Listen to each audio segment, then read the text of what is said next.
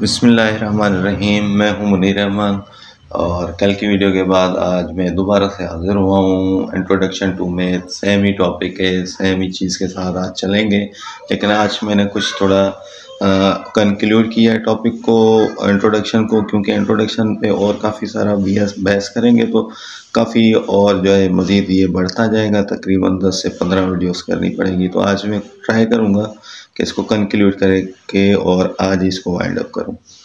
तो तकरीबन जो है कल हमने पढ़ा था कि main pillars of the mathematics जो हैं वो होते हैं जो कल वाली वीडियो के अंदर। उसके बाद हमारे पास मेन ब्रांचेस ऑफ मैथमेटिक्स आज पढ़ेंगे। तो मेन मैथमेटिक्स की जो ब्रांचेस होती हैं वो 4 होती हैं। सबसे पहले जो मेन ब्रांच है वो है अलजेब्रा। अलजेब्रा जो हमारे पास है उसका फाउंडर है मोहम्मद बिन मूसा। मोहम्मद बिन मूसा को हम जानते हैं मशहूर नाम अल ख्वारिज़मी के नाम से। उसके बाद सेकंड इसके अंदर हमारे पास ब्रांच है नंबर थ्योरी।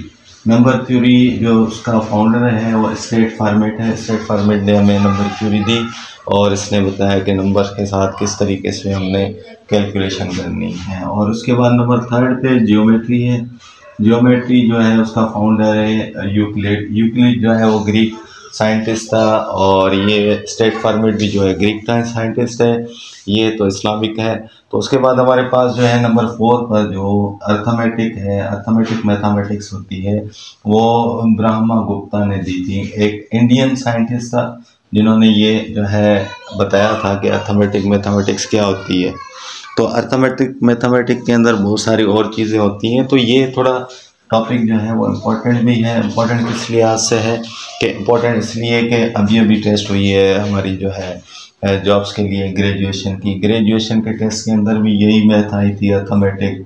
अब इसके बाद हमारे पास जो इंटर का टेस्ट होगा उसके अंदर भी आपकी अर्थमेटिक आएगी। उसके बाद आपके पास जो मैट्रिक का टेस्ट होगा उसके अंदर भी मैथ के अंदर आपके पास अर्थमेटिक आएगी और इसके कम से कम 20 क्वेश्चन जो हैं और ये काफ़ी इम्पोर्टेंट चीज़ें हैं। तो इसको आप जो है काफ़ी सारी चीज़ें करनी है, क्लियर करना है।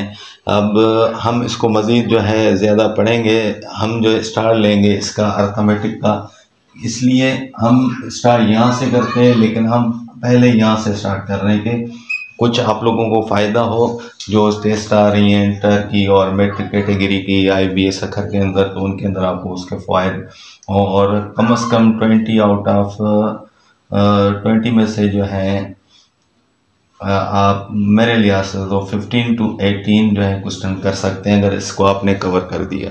इंशाल्लाह ताला मैं आपको मज़ीद इसके अंदर और सिखाऊंगा। अच्छा, अब इसके 4 मेन ब्रांचेस के बाद जो है हमारे पास मैथमेटिक्स जो है किस तरीके से सीखी जाए उसके बारे में कुछ बताऊंगा। तो मैथमेटिक्स के लिए बेसिक स्किल जो होता है, स्किल्स होते हैं आपके पास 2। Number 1 calculation. कैलकुलेशन आपको अच्छे तरीके से आनी चाहिए। नंबर 2 कैलकुलेशन के बाद जो होता है वो आपके पास साइज फैक्टर। अब साइज फैक्टर जो है उसके पास आप जो भी करेंगे तो इसके अंदर साइज फैक्टर और कैलकुलेशन दोनों की इम्पोर्टेंस बहुत ज़्यादा है।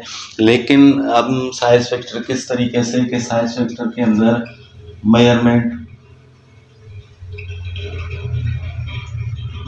करते हैं। अब लेकिन मेजरमेंट के साथ जो हमारे पास होती हैं विथ जो हम कह सकते हैं कि विथ कोर कॉन्सेप्ट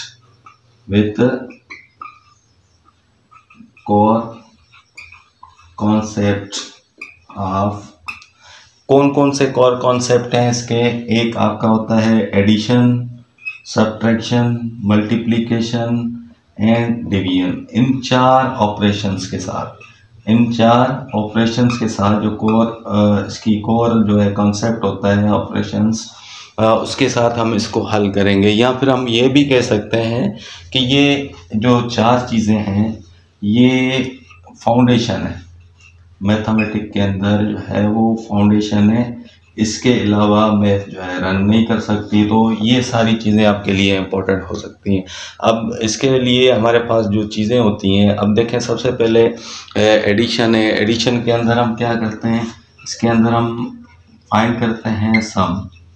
यानी वे किसी भी चीज़ को जोड़ देना। उसके बाद हमारे पास होता है सब्ट्रैक्शन। सब्ट्रैक्शन के अंदर हमारे पास क्या चीज़ें आती हैं? सब्ट्रैक्शन हम इस्तेमाल करते हैं डिफरेंस के लिए। डिफरेंस इसमें होता है, अच्छा डिफरेंस यानी कि जो भी फ़र्क उसके अंदर आता है उसका हम फ़र्क निकालते हैं। तीसरी चीज़ होती है आपकी जो है वो मल्टीप्लिकेशन। अब मल्टीप्लिकेशन जो है वो हम यूज़ करते हैं प्रोडक्ट के लिए, किसी भी चीज़ को दुगना कर देना, 3 गुना कर देना, 4 गुना कर देना, या किसी भी से भी ज़रब कर देना। उसके बाद लास्ट वन आपके पास होता है डिवाइड, यानी कि जो डिवीजन होती है, डिवीजन हम इस्तेमाल कर सकते हैं। जो हमारा क्वोशंट यहाँ पर आ जाता है, हम इसको कहते हैं क्वोशंट।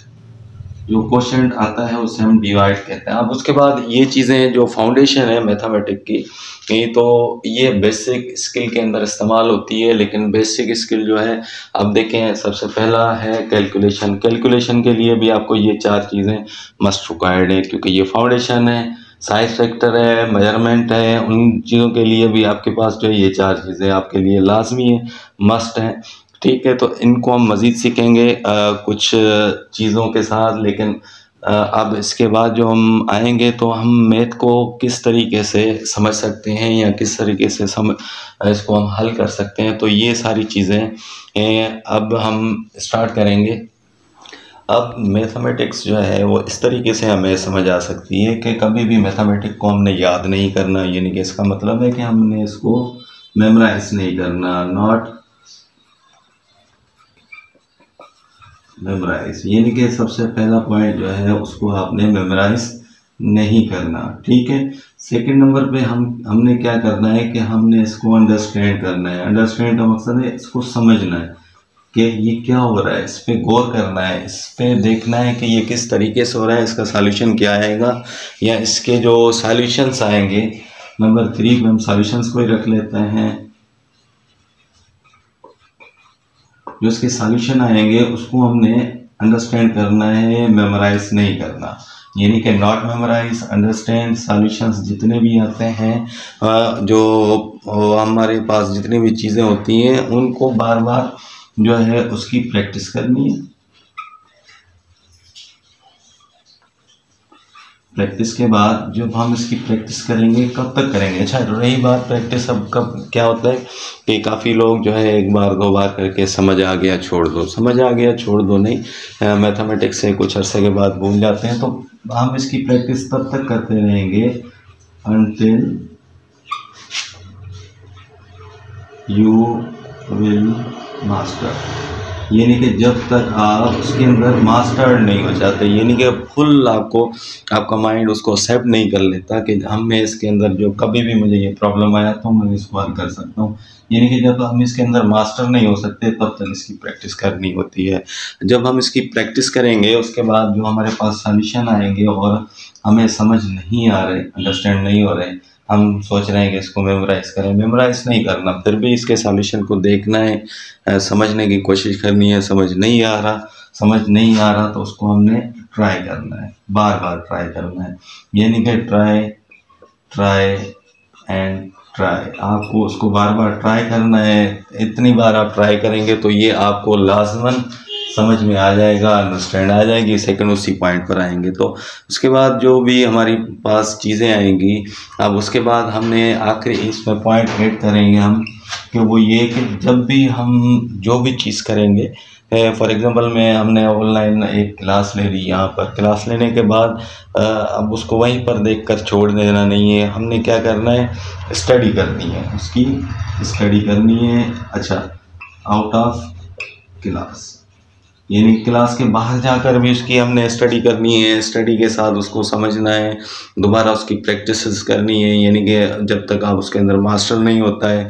और लास्ट वन थिंग, एक और चीज़ मैं इसके अंदर ऐड कर दूंगा, वो है एंजॉय। यानी कि जो चीज़ आप करें वो एंजॉय के साथ करें, यानी कि उसके अंदर देखें, आप जो भी चीज़ करेंगे किसी भी शौक़ से, उसके अंदर शौक़ पैदा होगा आपका, तो आपको वो चीज़ समझ आ जाएगी। तो ये आपका तरीका था मैथमेटिक्स को समझने का। सबसे पहले तो मैथ को याद नहीं करना, उसको अच्छे तरीके से समझना है। समझने के बाद जितने भी सॉल्यूशन से उसकी प्रैक्टिस करनी है, लेकिन प्रैक्टिस तब तक करनी है जब तक उसके अंदर आप मास्टर्ड नहीं होते। और जो चीज़ आपको नहीं आती उसको हमने बार बार उस पर प्रैक्टिस करके उसको ट्राई करना है कि ये किस तरीके से होगा, कैसे होगा, क्यों होगा, या किस तरीके से इसको हम सॉल्यूशन दे सकते हैं, नहीं दे सकते हैं। और लास्ट वन जो हमारे पास था वो study out of the class, यानी कि हमने यहाँ पे क्लास ली, इसको ऑफ कर दिया, नहीं, ऐसे नहीं करना। इसको हमने क्या करना है, इसको घर जाके कहीं पे साइड पे या किसी ऐसी चीज़ जगह पर जहाँ पर भी आपको ये मौका मिले, थोड़ा भी टाइम मिले, 1-2 मिनट, 5 मिनट, 10 मिनट, उसकी प्रैक्टिस स्टार्ट कर देनी है, स्टडी उसके बारे में करनी है। लेकिन ये किस तरीके से होगा, इन सब के अंदर आपका शौक़ होगा, उसको शौक़ के साथ पढ़ें, ना कि किसी और चीज़ के साथ। उसके अंदर इंटरेस्ट पैदा करें तो मैथमेटिक्स कुछ भी नहीं है और आप इसको बहुत अच्छे तरीके से समझ सकते हैं। इंशाल्लाह आई होप जो मैंने आपको बताया वो आप समझ गए होंगे। तो आज के लिए ये वीडियो बहुत है और इसी के साथ मुझे दीजिएगा इजाज़त। अल्लाह हाफिज़।